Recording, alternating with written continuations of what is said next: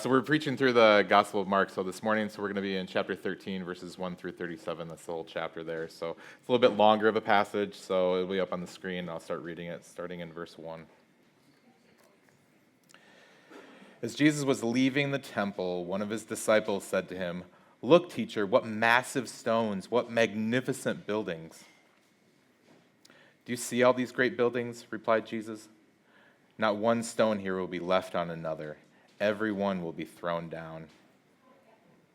As Jesus was waiting on the Mount of Olives opposite of the temple, Peter, James, John, and Andrew asked him privately, "Tell us, when will these things happen? And what will the sign be that all these things are about to be fulfilled?" Jesus said to them, "Watch out that no one deceives you. Many will come in my name, claiming, 'I am he,' and will deceive many. When you hear of wars and rumors of wars, do not be alarmed. Such things must happen, but the end is still to come. Nation will rise against nation, kingdom against kingdom. There will be earthquakes in various places and famines. These are the beginning of birth pains. You must be on your guard. You will be handed over to the local councils and flogged in their synagogues. On account of me, you will stand before governors and kings as witnesses to them. And the gospel must first be preached to all nations. Whenever you are arrested and brought to trial, do not worry beforehand about what to say.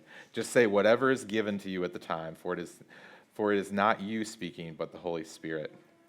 Brother will betray brother to death, and a father his child. Children will rebel against their parents and will have them put to death. Everyone will hate you because of me, but the one who stands firm to the end will be saved. When you see the abomination that causes desolation standing where it does not belong, let the reader understand. Then let those who are in Judea flee to the mountains. Let no one on their housetop go down to or enter the house or take anything out. Let no one in the field go back to get their cloak. How dreadful it will be in those days for pregnant women and nursing mothers. Pray that this will not take place in winter, because those days will be days of distress unequaled from the beginning, when God created the world, until now, never to be equaled again. If the Lord had not cut short those days, no one would survive. But for the sake of the elect, whom he has chosen, he has shortened them. At that time, if anyone says to you, 'Look, here's the Messiah,' or 'Look, there he is,' do not believe it. For false messiahs and false prophets will appear and perform signs and wonders to deceive, if possible, even the elect. So be on your guard. I have told you everything ahead of time. But in those days following the distress, the sun will be darkened, the moon will not give its light, the stars will fall from the sky, and the heavenly bodies will be shaken. At that time, people will see the Son of Man coming in clouds with great power and glory, and he will send his angels and gather his elect from the four winds, from the ends of the earth to the ends of the heavens. Now learn this lesson from the fig tree. As soon as its twigs get tender and its leaves come out, you know that summer is near. Even so, when you see these things happening, you know that it is near, right at the door. Truly I tell you, this generation will certainly not pass away until all these things have happened. Heaven and earth will pass away, but my words will never pass away. But about the day or hour, no one knows, not even the angels in heaven, nor the Son, but only the Father. Be on guard, be alert. You do not know when the time will come. It's like a man going away. He leaves his house and puts his servants in charge, each with their assigned task, and tells the one at the door to keep watch. Therefore, keep watch, because you do not know when the owner of the house will come back, whether in the evening or at midnight or when the rooster crows or at dawn. If he comes suddenly, do not let him find you sleeping. What I say to you, I say to everyone, watch." Yep. So this might get weird. Yeah. So some of you knew this passage was coming this morning. So you just brought your popcorn. You're like, I'm going to see how much Aaron suffers preaching this. There was somebody this morning who they read the email that gets sent out on Fridays. It said I was preaching this. And they were like, I've been praying for you. I'm like, I'm glad you didn't just bring your popcorn. This is great. So I'm leaving on vacation starting for a couple weeks starting tomorrow, so I'm going to be like, see ya. All right, I'm not replying to your emails. So I'm going to do my best to explain some of what's going on in this passage. And the main thing I hope we see is that Jesus is the true and better temple. Jesus is the true and better temple. So let's pray. Jesus, we're more like the disciples than unlike the disciples in this passage. I mean, like, you got Peter, James, Andrew, and John. Like, they're just like asking you for times and dates and signs, and like you don't want them to be deceived, because it opens, like, being obsessed about those things can open you up to being deceived and being gullible and all that kind of stuff. So we just don't want to be like that. We want to have the same impulse of this passage, of what you say, of just being watchful, and which means like just sticking close to you, keeping our eyes on you, not on some end times chart, but just on you. So we just pray that we'll see you as the true temple, the better temple, the one we go to worship God, to encounter you, to kind of encounter God, and like, yeah, we're so thankful that like we can go to you to experience God instead of just like going to a place like the temple. So, yeah, please help us with all that. Yeah. Amen. All right, so what Jesus is saying in this passage is commonly known as the Olivet Discourse. So because he says it while sitting on the Mount of Olives. So this is commonly understood to be one of the hardest passages to understand in the New Testament. Some people say it's straight up the hardest. Every commentary I read this week was basically had some version of, good luck, man.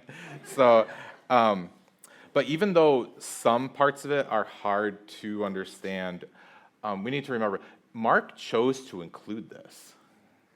So Mark is constantly, throughout the Gospel of Mark here, he's showing us like who Jesus is and what he's done. And I would argue this passage leans into that too, about like who Jesus is and what he's done. Because we'll see, like, he's trying to emphasize that like Jesus, he's the true and better temple. Okay. So in other words, like Mark didn't include this so that like as disciples we could just be like, oh, let's fill in all the blanks on some end times chart or something like that. Like, no, like, he's emphasizing Jesus is the true and better temple. So with that in mind, I'm not going to explain everything there is to explain this passage. Nobody brought their sleeping bag or anything. So I'm just going to slowly walk through the first 4 verses, and then, but starting in verse 5, I'm just going to hit on some of the high water marks like throughout the passage here. So we can jump in. Verse 1. So as Jesus was leaving the temple, one of his disciples said to him, "Look, teacher, what massive stones, what magnificent buildings." So Jesus has spent all day in the temple courts. That's the last few passages that have been preached. That's what's been going on there. So he's been teaching all the people, just debating like a bunch of the Jewish religious leaders who are just trying to get him. So he and his disciples are now leaving the temple at the end of the day. And Mark says one of his disciples just blurts out, like, as they're leaving the temple, like, look at these massive stones. What magnificent buildings. And this disciple here who says this, he's not exaggerating. It just really was massive and magnificent. So with the temple right there. So I'm just going to give you Temple 101, so like just pretend that you're awake here. So around 1000 BC, so King Solomon, he built the first temple in Jerusalem. So that got destroyed when Israel got invaded by the Babylonians, and like most of Israel got like hauled off to Babylon. So when they were allowed to come back to Israel, then they rebuilt the temple. And the new temple that they built, it was a modest temple, okay? It was a very modest temple. It's kind of like the version of like a 3-bedroom ranch. It was just like very small and modest, okay? So a few hundred years later, the Romans invaded Israel, and they had a very different approach to dealing with the Jewish religion than previous invaders. So the Romans, they believed in many gods. They were polytheistic. So what that meant was like when they invaded them, they were just like, how about we give modest temple just like this glow up, and like it'll just make it really fancy. Because like we're trying to like make, how about that would just maybe curry favor with this Jewish God as well. So like it's good to make all the gods happy. So that was their approach. That's how the Romans did things. So what that meant was like Herod the Great, who was the Roman king of this region at the time. So his engineering team spent over 50 years like glowing up this temple, and it was quite the glow up because like it was kind of like the equivalence of turning your modest 2 or 3 bedroom ranch into this massive 5-story like just mansion. Okay, so that's what they did there. So this new glowed up version of the temple took up about like 20% of Jerusalem, which was about like 1.5 million square feet. So, and that was the whole temple complex. But the actual like temple itself stood about like 175 feet high. So they just like made it really taller. So the stones were about as big as like the train cars. They're like, I don't know if you've noticed, there's a train that goes by here once in a while. So like the stones that built it, they were just like as big as those train cars. It was like 45 feet long, 11 feet high, like about 12 feet wide. And the Romans basically covered the whole temple with gold. It's like they gold plated the gold. Okay, so they were just made it like it was just gold everywhere. So imagine. So like this building here on Main Street, this is about 75 feet high. So imagine you're in Wisconsin and you're coming across the bridge right there down the hill, and you can see the Dubuque skyline. And in the Dubuque skyline, you can see this 175-foot gold-plated building. Like you just couldn't miss it. Yeah. So you just like, yeah, which is why in verse 1, like this disciple, he says, like, this is massive, this is magnificent. But even more important than what it physically looked like it's really hard to overstate how important the temple was to the Jewish people, because that's where you worship God. That's where you encounter God. That's where you enter into God's presence. It's really hard to overstate how important the temple was. Verse 2. Do you see all these great buildings, replied Jesus? Not one stone will be left on another. Every one will be thrown down. So imagine if someone you trust and respect told you just out of the blue, like, that your childhood home was going to get destroyed. So, and for the Jewish people, like the temple was kind of sort of like their version of their childhood home, because that's where they worshiped God. That's where they encountered God. Like that's where they entered into God's presence right there. So for the disciples, like I can only imagine like the jolt of emotion that they might have heard when hearing that from Jesus, because they're not just hearing this from some random guy. Like they're hearing this from a man who they've seen rebuke the forces of nature and raise people from the dead. This isn't just some guy with a sandwich board on the corner. So their necks just must have just snapped around when they heard Jesus say this. In verse 2, they're leaving the temple, and in verse 3, they're sitting on the Mount of Olives, which is right outside the city gates. It took maybe 30 minutes to walk there. And in that 30 minutes, the disciples were probably thinking to themselves some version of, man, if the temple's destroyed, like, where are we going to worship God? Like, where are we going to encounter God? Like, how are we going to enter into his presence? Verse 3. As Jesus was sitting on the Mount of Olives opposite the temple, Peter, James, John, and Andrew asked him privately, "Tell us, when will these things happen? And what will be the sign that they are all about to be fulfilled?" So the Mount of Olives was, like I said, that was outside the city, like just on the other side of the wall of where like the temple itself was. So and the Temple Mount, like that was about like. So the top of the mount, because the Mount of Olives, it wasn't a mountain, it was just a mount. So like it was about like 150 feet higher than the temple itself, so that you could just really have this like stunning view like of the city and just like seeing the temple. It was probably late in the day, so that the sun was probably just gleaming off all the gold on the temple. So they're sitting there together and they ask Jesus, tell us when these things are going to happen. What's the sign that's about to happen? And the undercurrent, I would argue, that their question is, if the temple is destroyed, where are we going to worship God? Where are we going to encounter God? Like, how are we going to enter into his presence? And we see that, like, Jesus kind of answers their question, but he kind of doesn't. Because, like, we've seen that throughout Mark. It's just like Jesus just answers people's questions, like, on his terms and just nobody else's. So he answers them by first saying, watch out that nobody deceives you. Verse 5, watch out that nobody deceives you. And he says that, hear this, because when you become obsessed with knowing times and dates and signs about the future, that opens you up to being deceived. Like, that was true for Peter, James, Andrew, and John, but, like, that's true for us, too. We are more like the disciples than unlike them. Like, when modern people want to know times and dates and signs, they're opening themselves up to being deceived. That's why Jesus leads off talking about that. Jesus says they'll be tempted to be deceived by people claiming to come in his name. I mean, there's tragic stories throughout, like, history, and, like, there's tragic stories like in the news sometimes, even modern times. It's like, and forget about America. I mean, just America, but just, like, around the world too. It's like when I was a kid, like, there was this guy named David Koresh, like, in Waco, Texas, and, like, he claimed he was Jesus. He had come back, and, like, that he was him, you know, and just, like, and long story short, dozens of people died. And that's why, like, when I hear about Waco, Texas to this day, I don't think about Chip and JoJo. I think about David Koresh. I'm like, that's where that guy was.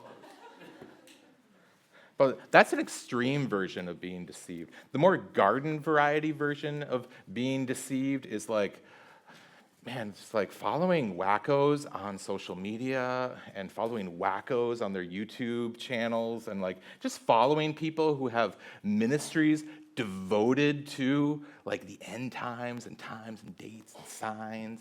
It's like, that's a garden variety normal way of, like, being deceived, you know? Because, like, man, you just read, you listen to those people, and, like, man, they seem so certain and alarmist, and just like, but Jesus says, don't be deceived. Verses 7 and 8, when you hear wars and rumors of wars, Jesus says, don't be alarmed. So Jesus is saying, when you hear that stuff, calm down. That kind of stuff just happens. Like, even to this day, where, like, when there are wars and rumors of wars, there's panicky, deceived people who are just like, is this the end? Okay. And Jesus says, calm down. Don't be alarmed. You know, because, like, I was studying this passage this week, and, like, you know, because, like, when you hear people who are just really devoted to, like, times and dates and signs and end times, and, like, that's what gets them up out of in the morning. When you hear those people, they'll usually pull this out of context, and they'll just be like, wars and rumors. Oh, man, did you hear the missile that got flying at somebody? And then they'll be like, oh, buckle up. It's coming. And I would argue very strongly, and stuff what I've read this week too, is just like, that's actually the opposite of what Jesus is saying in this passage. He's saying, when you hear wars and rumors of wars and just like earthquakes and famines, don't be alarmed. It says that stuff must happen. The end is still to come. That's later. You can't, it's like, that kind of stuff just happens. When Jesus says wars and earthquakes and famines, in verse 8, he uses the word he uses to describe that is birth pains.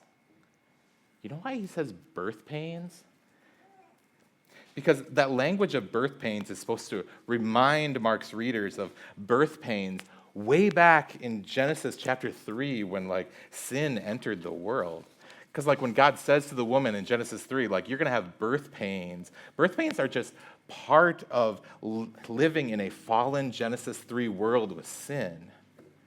And the same is true for wars and rumors of wars and famines and earthquakes, the stuff that Jesus is mentioning in this passage here. Those things are just part of living in a Genesis 3 fallen world. So bottom line, what Jesus is saying, when you hear people freaking out and losing their minds, Jesus says, don't be alarmed. Like that stuff happens. The end is still, that's later.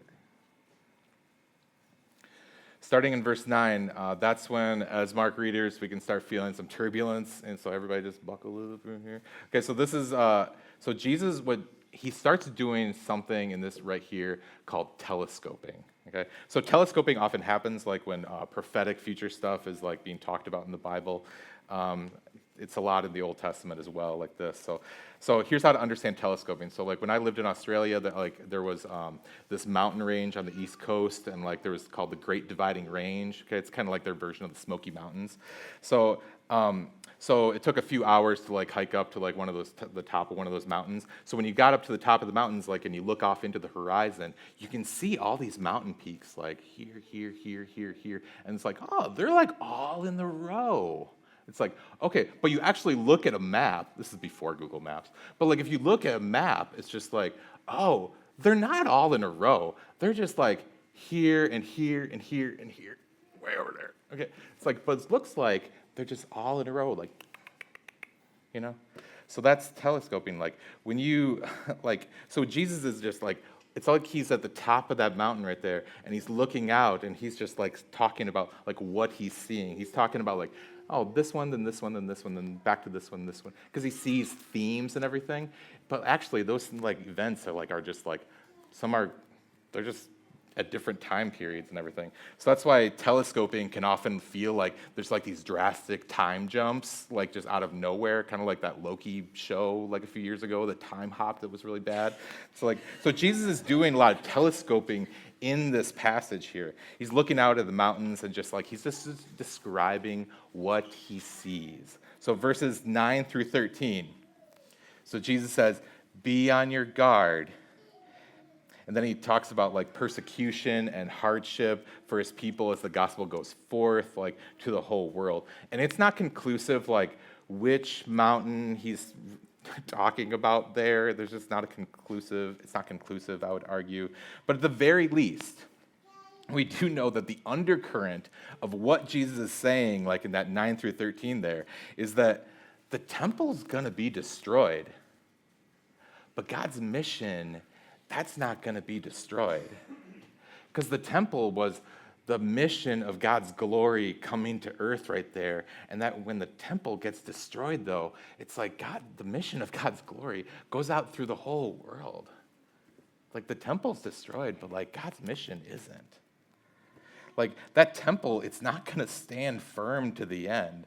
Like that temple is just going to topple to the ground but Jesus, he's the true and better temple. He's not going to topple to the ground. He's not going to, he's the one who truly stands firm to the end. Like the temple won't be saved, but those who stand firm to the end by clinging to Jesus, the one who truly stands firm to the end, they're going to have a better fate than even the temple. Then Jesus prophetically just keeps looking in the distance, and then he jumps to a different mountain and starts talking in verse 14. There actually is some level of consensus about what Jesus is talking about here. So we know from history that the temple right there that we were talking, that Jesus and his disciples are looking at, we know from history that it was destroyed in AD 70.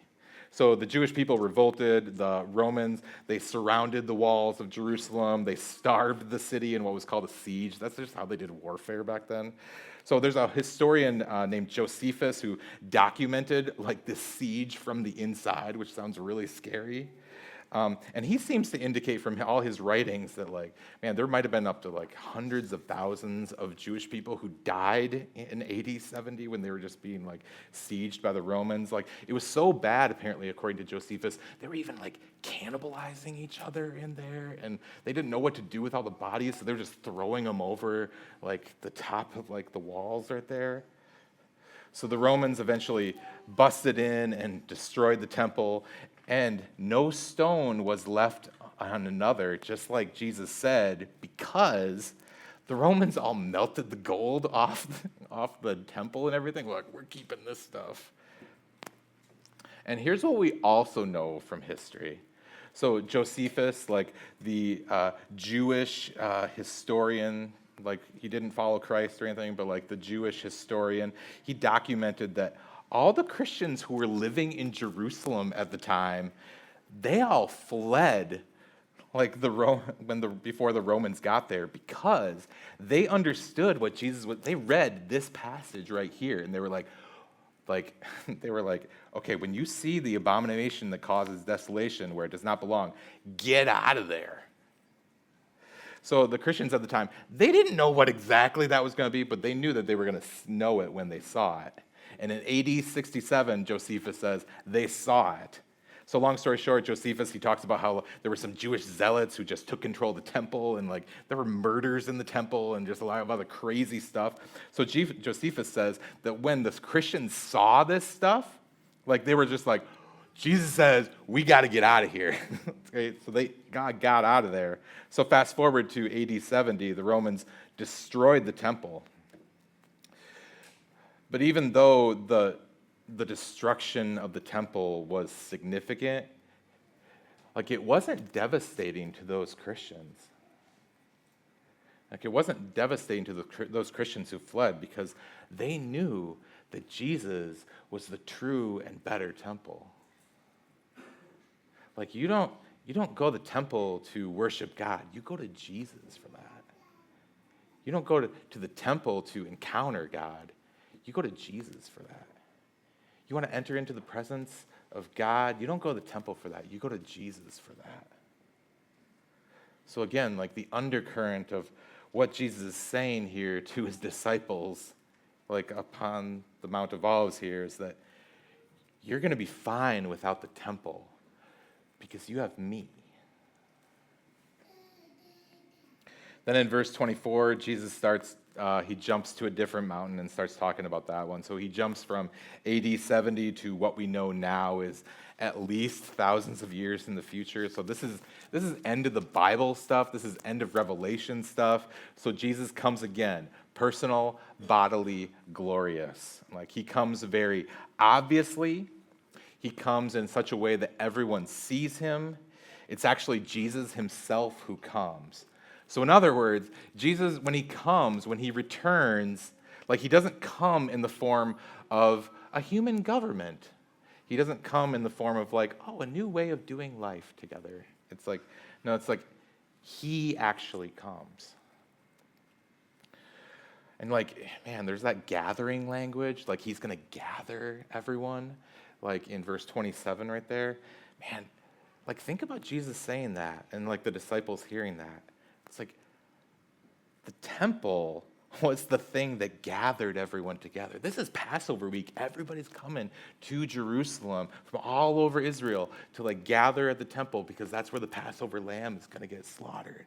Like that's what you do. The temple gathers everybody. But now Jesus, verse 27, he's the one who gathers everyone. He's the true and the better temple. Then in verse 32, Jesus says, nobody knows the day or the hour that he's returning. Jesus says he doesn't even know, which is intended to be a true expression of his humanity. He's fully God. He is fully human. It's just like, that is an expression of his humanity that like, even he didn't know at the time right here.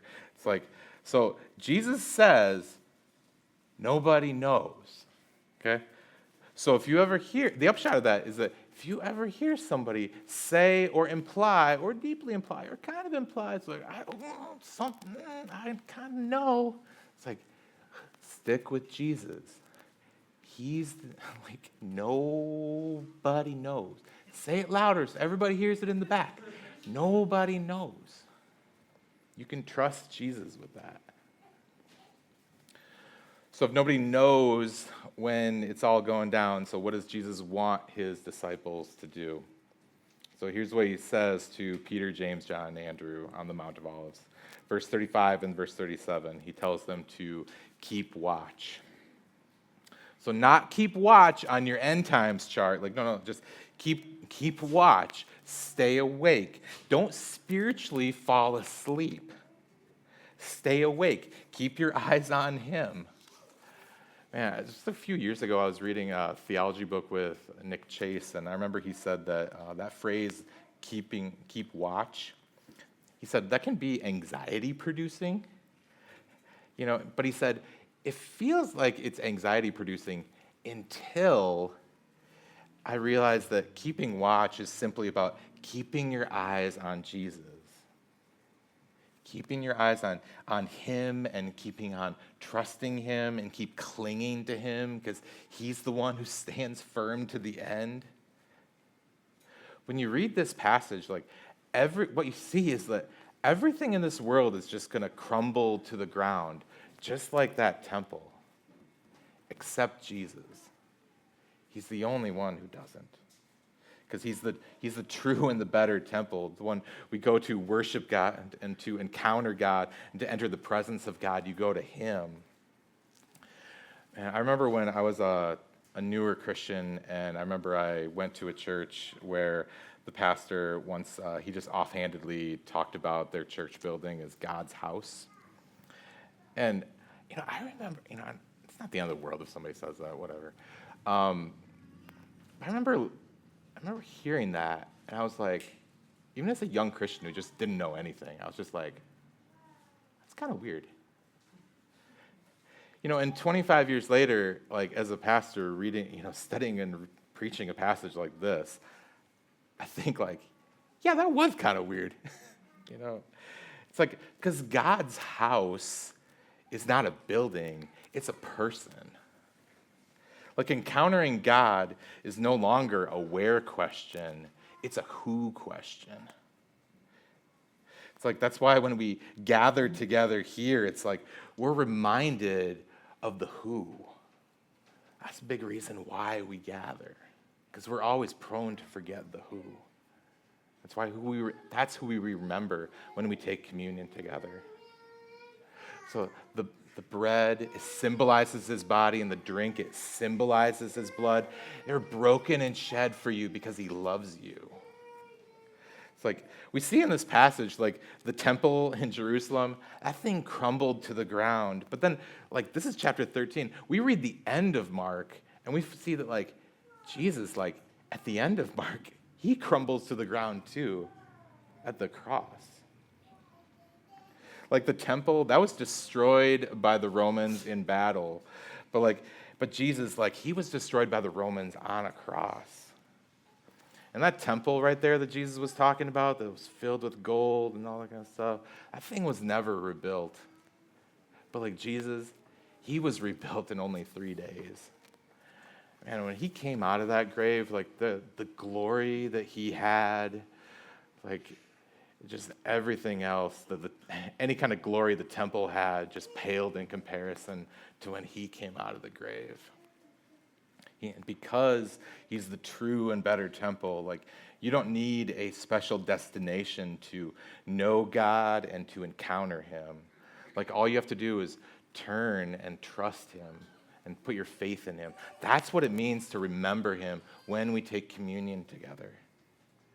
There's 2 communion stations in the back. You take the bread, you dip it in the juice. After I get done up here, the worship team is going to be playing 3 songs. Anytime during those 3 songs, you can go back and take communion whenever you're ready. But and if you're not ready to turn your faith, turn to him in faith, you should hold off on taking communion, because communion, at the heart of it, it's about remembering the who. It's remembering Jesus. You should do that. Let's pray. Jesus, thank you so much for, we're so thankful that where we worship is ultimately about a who. So we're just thankful that you are that who. We pray that you'll empower us to just really remember you, to worship you, to encounter you, to remember that whenever we want to enter your presence, we just have to go to you. So we're thankful for you, Jesus. Yeah, we love you. Amen.